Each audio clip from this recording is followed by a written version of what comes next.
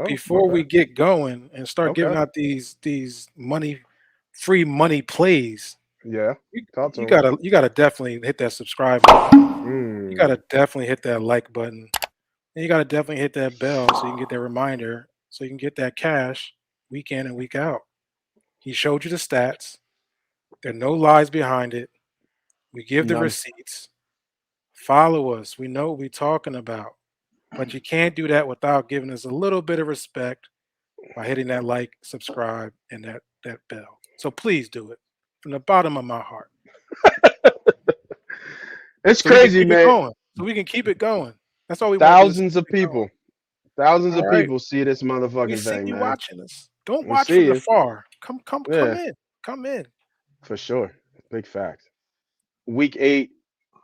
Hey, it's the first game up, so let's not go talk about. Let's talk about your Philadelphia Eagles. Philadelphia is minus 6.5. Total is 43.5.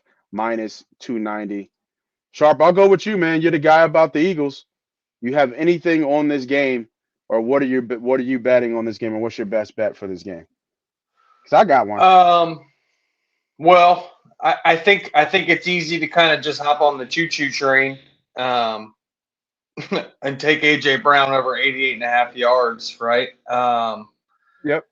Like, that seems pretty obvious here. Now, I will say, Washington secondary, they have benched their rookie Emmanuel Forbes, so this won't be the same matchup. This won't be AJ Brown on a rookie that he just, I think Emmanuel Forbes weighs like 170 pounds. I mean, he's not going to cover a guy who outweighs him by 50 pounds. So it is a little different matchup. They have moved their previous slot corner, Cajuste, outside. So, he's a bigger corner. I do think AJ Brown's going to be able to run by him. So, I mean, I just think you could just auto play AJ Brown over 88 and a half yards.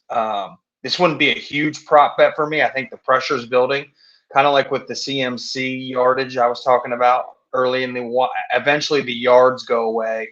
Now you could start looking at auto TDs because I do think AJ Brown gets a ton of the intermediate red zone looks. Obviously, when we get inside the 5, we're going to look to run.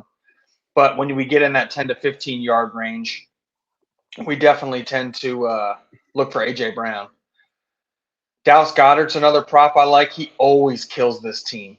Um, Jamin Davis has started to come along at linebacker, but he's a smaller, faster linebacker, and he just struggles to cover Dallas Goddard. Hmm. 41 and a half yards is kind of low, in my opinion, for this particular matchup. So that's another place I would target. As for the spread, I don't love this number. I do think if it continues to rise, I'll start looking at Washington.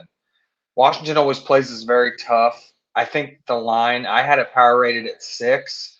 I did play Washington in that first matchup when it was 9. I thought that line was inflated at 6. I do think that's a sharp line. Now that we're heading to 6.5, I'm starting to lean Washington. If we get to 7, like what I'm hoping is the public starts to hop on later in the week. Payday's Friday, then people start betting the Eagles, especially off a big Sunday night win. If that line gets to 7, I'm definitely going to take Washington, and if it gets to 7.5, I'm going to take Washington for more than one unit.